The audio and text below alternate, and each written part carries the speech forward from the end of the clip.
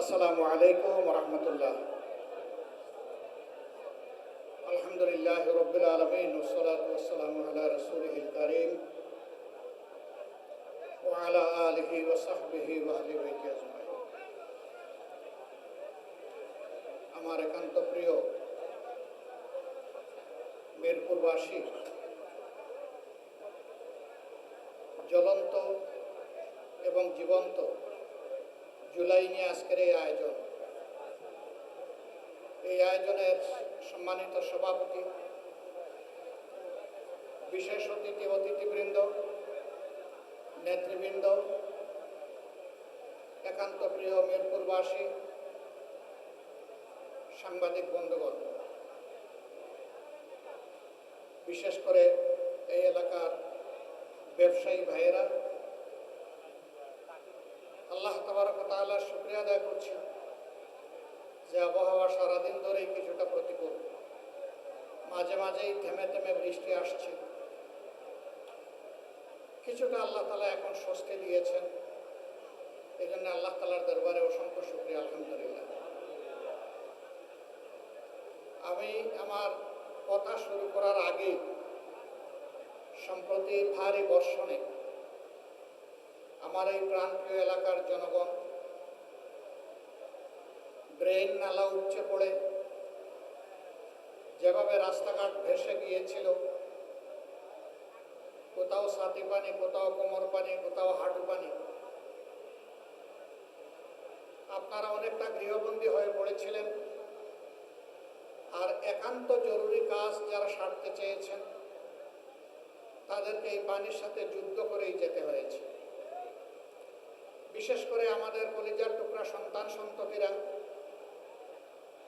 HSC পরীক্ষা যারা দিচ্ছে, তারা এই সময়টা ভীষণ কষ্ট করেছে। অতীতের জমে থাকা যন্ত্রণা, প্রশাসনিক এবং সরকারি ব্যর্থতা মিলেই 55 বছরে এই অবস্থার সূচনা হয়েছে, এই পর্যায়ে এসে পৌঁছেছে। তারপরেও আমি এর জন্য দুঃখ প্রকাশ করছি যে সাথে সাথে আপনাদের কাছে আমি ছুটে আসতে পারি নাই। আপনাদের নিশ্চয়ই খেয়াল আছে, এই সময়টা সবচেয়ে বেশি ক্ষতিগ্রস্ত হয়েছিল চট্টগ্রাম, যেখানে 52 জন মানুষ নিহত হয়েছেন পাহাড় ধসে, ঘর চাপা পড়ে কিংবা বন্যাতে ডুবে। আমাদের বিবেক আমাদেরকে টেনে ওখানে নিয়ে গিয়েছিল। এই জন্য সবচেয়ে ভয়াবহ দিনটা আমাদের কেটেছে চট্টগ্রামের মানুষের সাথে। আমার জন্য একটা ভাঙা নৌকা রেডি করা হয়েছিল, যে এই নৌকায় ঘুরে ঘুরে দেখব। আমি জিজ্ঞেস করেছিলাম যে এই এলাকার মানুষকে এইরকম নৌকার সুবিধা এখন পাচ্ছে? কয় না, বহু কষ্ট করে আপনার জন্য জোগাড় করা হয়েছে। আমি এও জানতে চাইলাম তাইলে তারা কি করছে? কয় তারা সাঁতার কেটে অথবা কলা পানি, হাঁটু পানি, বুক পানি ভেঙেই তারা চলছে। আমি বললাম আমিও তাই চলবো, চলেন, ওই নৌকার আমার দরকার নেই। নৌকা যদি এইরকম জনগণকে দেওয়া যেতে পারত, আমিও নৌকায় উঠতাম। আমি গেলাম, প্রথমে যে পাড়াটাই ঢুকলাম সেটি হিন্দু ধর্মাবলম্বীদের একটি পাড়া। গিয়ে দেখলাম যে পরিবেশ খুবই খারাপ। তাদের জন্য সমবেদনা জানানো, একটু দোয়া করা এবং হাতে সামান্য কিছু যা নিয়ে গিয়েছিলাম এটা তাদের হাতে তুলে দেওয়া। এখান থেকে বের হয়ে জিজ্ঞেস করলাম যে এইটাই কি বাঁশখালীর সবচেয়ে ক্ষতিগ্রস্ত এলাকা? আমার সহকর্মীরা জবাব দিল, না, এটা তার ফেস, বরঞ্চ রিমোট এলাকা তার চেয়েও ভয়াবহ। তো যেখানে আমি কোমর পানিতে নেমে গেলাম, সেখানে রিমোট এলাকা যদি তার চেয়ে ভয়াবহ হয়, তাইলে কীরকম অবস্থা সেটা আমরা নিশ্চয়ই বুঝতে পারছি। এই এলাকায় কি হয়েছে? রাস্তা দিয়ে বন্যার স্রোতের মতো পানি গিয়েছে এবং যে বাসাগুলো একটু নিচু সেগুলো নিচতলায় পানি ঢুকেছে। কিন্তু ওখানে যে বাড়িঘর আছে সেখানে কোনো নিচতলা বলে কোনো কথা নেই, একতলায়। অর্থাৎ তার একমাত্র ঠিকানাটাই পানির নিচে চলে গেছে। নিত্য প্রয়োজনীয় সমস্ত জিনিস নষ্ট হয়ে গেছে, পচে গেছে, খাবারের কোনো সংকুলান নাই। এই সময় মানুষ যদি হাতে করে এক চিমটি চিড়া, একটুখানি গুড়, একটুখানি মুড়িও নিয়ে কেউ গিয়ে আন্তরিকতার সাথে হাজির হয়, এটাও এই কষ্টে পড়া মানুষগুলোর জন্য একটু সান্ত্বনা যোগায়। রাজধানীর এই সমস্যাটা একদিনের বেশি থেকে নাই, একদিনের ভিতরে সলভ হয়ে গেছে, কিন্তু ওই এলাকায় এক সপ্তাহ ধরে এই দুর্ভোগ ছিল, এখনো কিছুটা সেখানে আছে। এছাড়াও দেশের উত্তরাঞ্চল, সিলেট অঞ্চল, ময়মনসিংহ অঞ্চল, এই তিনটা অঞ্চল এই চট্টগ্রামের সাথে তারাও ক্ষতিগ্রস্ত। আমরা ক্ষতিগ্রস্ত সকল মানুষের প্রতি সহানুভূতি প্রকাশ করছি এবং আমাদের এই নির্বাচনী এলাকার যারাই কষ্ট পেয়েছেন, ক্ষতিগ্রস্ত হয়েছেন, তাদের প্রতিও সহানুভূতি প্রকাশ করছি। এরপর পরে আমরা চেষ্টা করেছি, এখানে দুইটা কঠিন সংকট চলছিল, একটা গ্যাসের সংকট আর একটা পানি বা জলের সংকট। এই দুইটাই কিভাবে সমাধান করা যায়, সরকারের সংশ্লিষ্ট সকল দপ্তরের ঊর্ধ্বতন কর্মকর্তাদেরকে নিয়ে আমরা দফায় দফায় বসেছি, তারা কাজ শুরু করেছেন। আলহামদুলিল্লাহ অনেকটা সমাধান হয়েছে, আরো বহু কিছু বাকি রয়ে গিয়েছে, যেটা বাকি ওইটাও সমাধান করতে হবে। তবে সবাইকে আমি একটু ধৈর্য ধরার অনুরোধ জানাবো। আমরা যখন হাত দিয়েছি, ইনশাআল্লাহ আমরা এটা সমাধান করেই করে ফিরবো ইনশাআল্লাহ। এতে একটু সময় লাগবে, সেই সময়টা আপনারা ধৈর্য ধরে আমাদেরকে সহযোগিতা করবেন। মানুষ যখন কষ্টে থাকে তখন সে সময় বুঝে না, সে মনে করে যে এখনই আমার সমস্যার সমাধান হওয়া উচিত এবং পারলে এটাই হওয়া উচিত, কিন্তু চাইলেই সবসময় সবকিছু করা যায় না। গ্যাসের এই সংকট বিশেষ করে শুধু এই এলাকায় নয়, সারা বাংলাদেশে।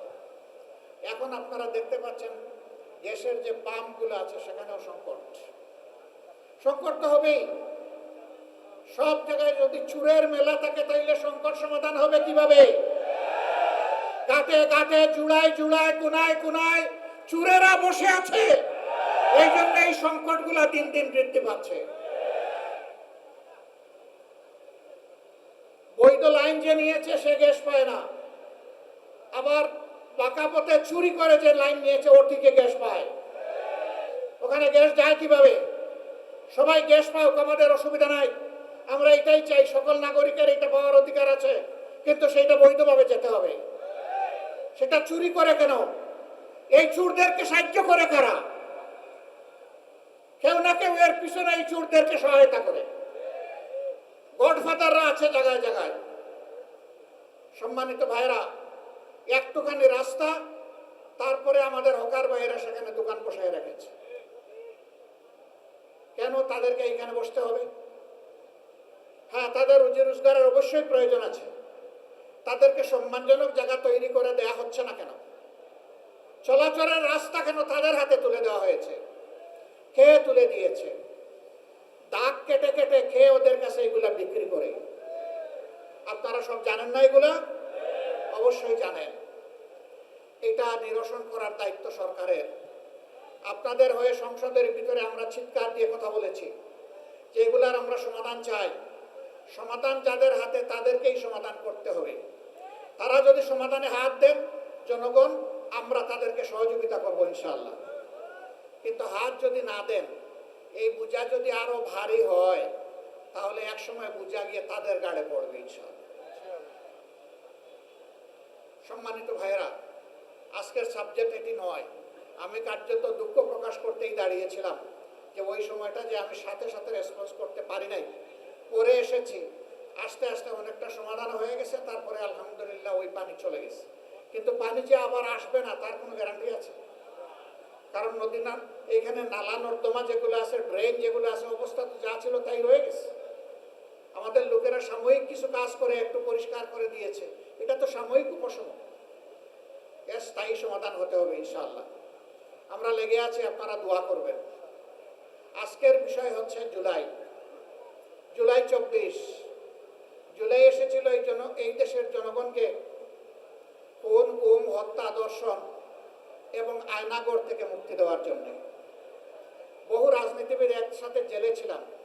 24 সালের নির্বাচনের নামে যে প্রহসন হলো আমি আর ডামি, সেই সময় আমরা জেলে, বিএনপির সিনিয়র নেতৃবৃন্দ আমরা একসাথে নির্বাচন যখন হয়ে গেল, জানুয়ারির 7 তারিখ না 4 তারিখ ভুলে গেলাম, 7 তারিখ, এই নির্বাচনের পরে সবাই আমরা একসাথে বসলাম, আমার রুমেই বসলাম। কি করা যায়? অনেকের কণ্ঠে হতাশার সুর, কিছুই হবে না, ওরা 41 সালের কথা বলেছে, ওই পর্যন্ত মেরে কুটে ওরা থাকবে, আমাদেরকে দীর্ঘমেয়াদী পরিকল্পনা নিতে হবে। সবাই হতাশ। আমি বলেছিলাম লা তাকনাতু মির রাহমাতিল্লাহ, আল্লাহ তাআলার রহমত থেকে হতাশ হওয়ার কোনো কারণ নেই। আশাবাদী হন, শক্তিশালী হন। নেতারা জেগে থাকলে জনগণও জেগে থাকবে ইনশাআল্লাহ। আপনারা হতাশ হলে জনগণ ভয় পেয়ে ঘরে ঢুকে যাবে। আমরা তখন জানতাম না জুলাই এদেশের মানুষের মুক্তির পয়গাম নিয়ে আসছে, এটা আমরা জানতাম না। আমরা অবশ্য জুলাইয়ের আগেই জেল থেকে একে একে বের হয়ে গেলাম। তবে আমার সৌভাগ্য হয়েছিল সবার চাইতে বেশি সময় জেলে থাকার। এটি আমার সৌভাগ্য। ফ্যাসিস্ট সরকার 3 বার আমাকে তাদের আমলে জেলে নিয়েছে। আমাকে নিয়ে আগে ছাড়ে পড়ে, লম্বা সময় রাখে। আমার প্রতি দারুণ দরদ তাদের, যে তুমি বাইরে বড় কষ্ট করেছো, কয়েকদিন এখানে বিশ্রাম নেই। আমি দেখেছি নেতৃবৃন্দ অনেক দলের ঢুকে বের হয়ে যায় 1 মাস 1.5 মাস। আমার বছর না করলে আমার মেয়াদ পূরণ হয় না। তারপরে আমরা সবাই বের হলাম। ওরা ধারণা করলো আমি নির্বাচন তো করেই ফেলেছে, আরো 5 বছরের বুকিং হয়ে গেছে, এখন এগুলাকে একটু ছেড়ে দেই। বাইরে আসলাম, আলহামদুলিল্লাহ অবস্থা পর্যবেক্ষণ করতে লাগলাম। মনে হলো একটা গুমট আবহাওয়া সমাজের মধ্যে তৈরি হয়েছে। সমুদ্রে যখন গুমট আবহাওয়া তৈরি হয়, তার পরবর্তী পরিণতি হচ্ছে একটা ভয়াবহ জলোচ্ছ্বাস অথবা ঘূর্ণিঝড়। মনে হচ্ছিল একটা ঘূর্ণিঝড়ের প্রেক্ষাপট তৈরি হয়েছে। আলহামদুলিল্লাহ জুলাই ছিল সেই ঘূর্ণিঝড়, যেই ঘূর্ণিঝড় ফ্যাসিবাদকে তছনছ করে দিয়েছে। এমনকি ওদেরকে সাধু বানিয়ে বাংলাদেশেও থাকতে দেয় নাই, এখান থেকে অন্যত্র উড়িয়ে দিয়েছে। এখন তারা ওখান থেকে মাঝে মাঝে একটু বাপ সাপ দেখায়, এই চলে আসলাম। আমার গোনামতো 13 বারের ক্যালেন্ডার ফেল করেছে, এখন 14 নম্বর বার আগামী ডিসেম্বর। এদেশের যুব সমাজ তৈরি হয়ে আছে তোমাদের গলায় ফাঁসির রশি পরানোর জন্য। আসো, ফিরে আসো। তোমরা যে অবলীলায় কমপক্ষে 1400 মানুষ, যেটা জাতিসংঘ বলেছে, তোমরা খুন করেছ, এই প্রত্যেকটা খুনের পাওনা তোমাদেরকে পেতে হবে।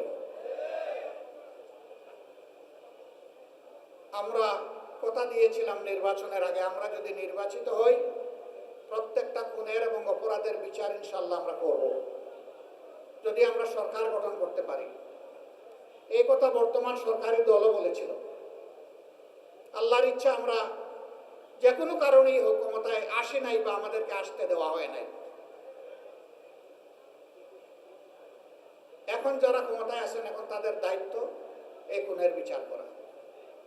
আমার একটু আগে ঢাকা মহানগরী উত্তরের সম্মানিত আমির জননেতা সেলিমউদ্দিন বলে গেছেন, বিচার এখন দৃশ্যমান নয়, বিচার আস্তে আস্তে হারিয়ে যাচ্ছে। আমরা সরকারি দলকে, সরকারকে অনুরোধ করব, মেহেরবানি করে জুলাইয়ের কৃতজ্ঞতা আদায় করতে শিখুন।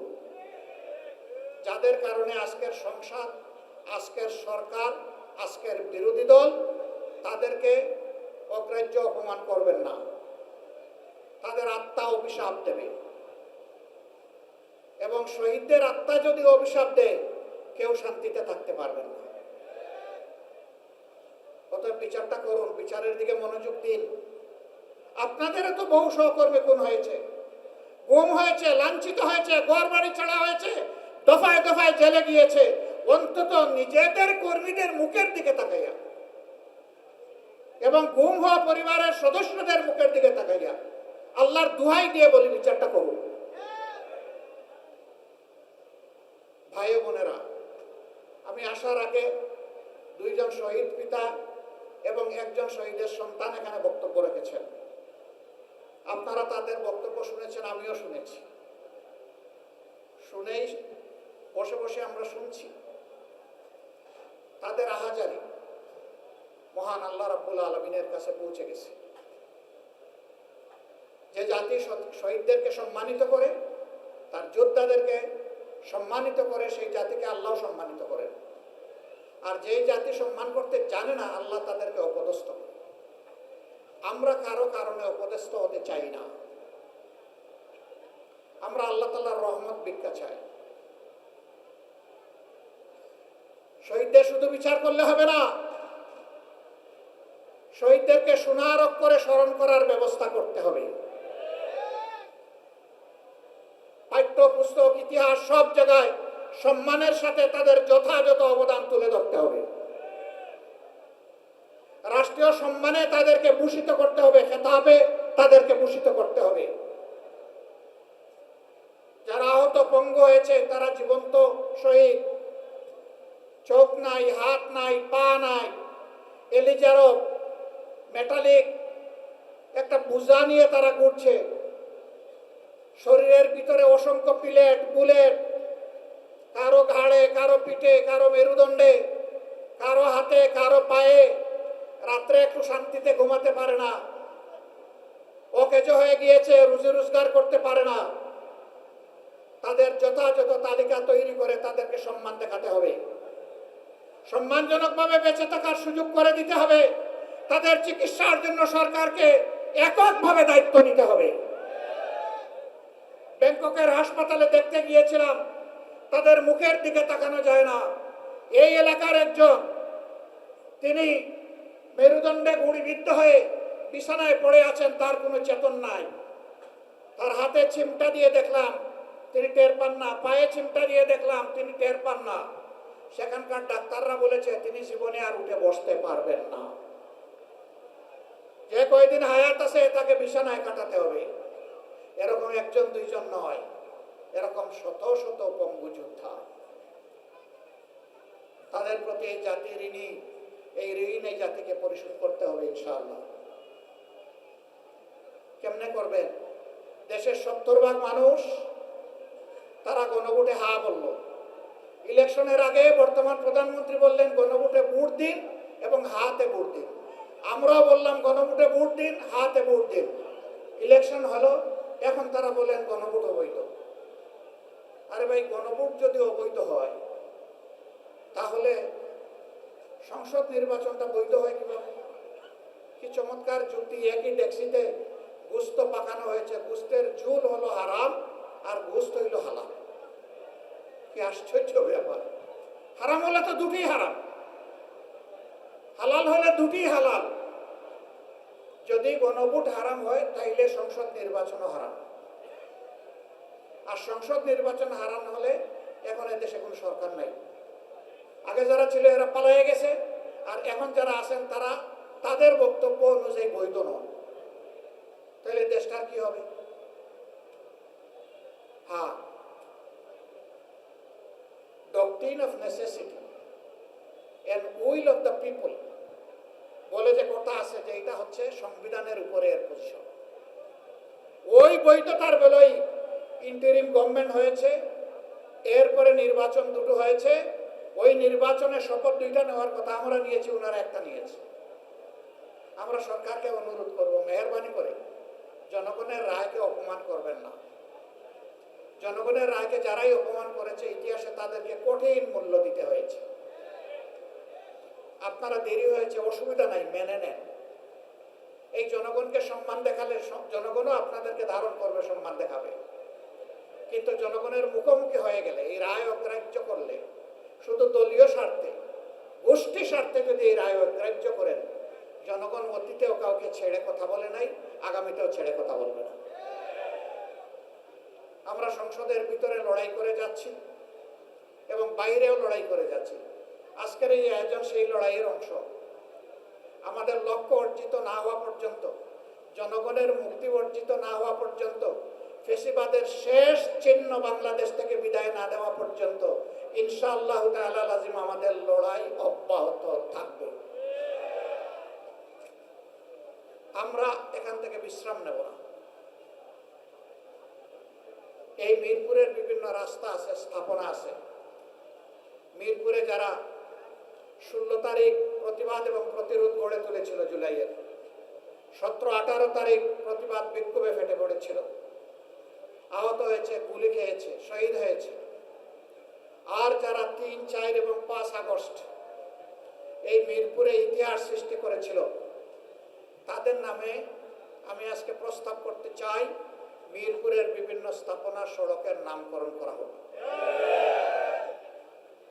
অন্তত এটুকু স্মরণীয় হয়ে থাকবে, তাদের আপনজনরা ঘর থেকে বের হলে ওইটুকু দেখলে বুঝবে যে এদেশের সরকার এবং জনগণ তাদের আপনজনের ত্যাগকে মূল্যায়ন করেছে। আপনারা কি এটা চান? যারা হাত তুললেন না তারা চান না? মানে হাত সবাই তুলছে আর কি, একটু দেরি করে। তার মানে আপনারা সবাই চাচ্ছেন। আমরা সরকারের কাছে এই দাবি জানালাম, সরকার যদি এটা করে মোবারকবাদ। আমরা বলেছি সরকারের সকল কাজে ধন্যবাদ দিব, অভিনন্দন জানাবো, খারাপ কিছু হলে প্রতিবাদ করব, শক্তি থাকলে প্রতিরোধ করব, এটা আমাদের অঙ্গীকার। যদি সরকার এটা করে আলহামদুলিল্লাহ, ধন্যবাদ জানাবো। যদি না করে আল্লাহ আমাদেরকে কোনো সময় তৌফিক দিলে আমরা করব ইনশাআল্লাহ। প্রিয় মিরপুরবাসী, আমি আপনাদেরই একজন। আপনাদের সুখে দুঃখে আপনাদের সাথে লেগে থাকা আমার কাজ। আমার পরিচয় দেওয়া হয়েছে যে আমি জামাতে ইসলামের আমির, আমি সংসদে বিরোধী দলীয় নেতা। এই আসনের ভাই বোনেরা যদি আমাকে তাদের মূল্যবান ভোট দিয়ে, ভালোবাসা সমর্থন দিয়ে আমাকে যদি সংসদে না পাঠাতেন, আমি কি সংসদে এই দায়িত্ব পালন করার উপযুক্ত হতাম? আমি আপনাদের কাছে ঋণী, আমি আজীবন ঋণী থাকবো ইনশাআল্লাহ। যতদিন বেঁচে থাকবো আমি ঋণী। আপনারা পাঠিয়েছেন বলেই সেখানে কথা বলতে পারছি। দোয়া করেন আপনাদের জন্য, দেশবাসীর জন্য, আপনাদের হয়ে, দেশবাসীর হয়ে যেন আমি কথাগুলো বলতে পারি। এবং আমি বলতে গিয়ে কাউকে যেন পরোয়া না করি। পরোয়া যেন করি শুধু আল্লাহ রাব্বুল আলামিন। আল্লাহ তাআলাকে ভয় করে যা সত্য, যা সঠিক, যা ইনসাফ, তা যেন সংসদে তুলে ধরতে পারি। আপনারা আমার জন্য দোয়া করবেন।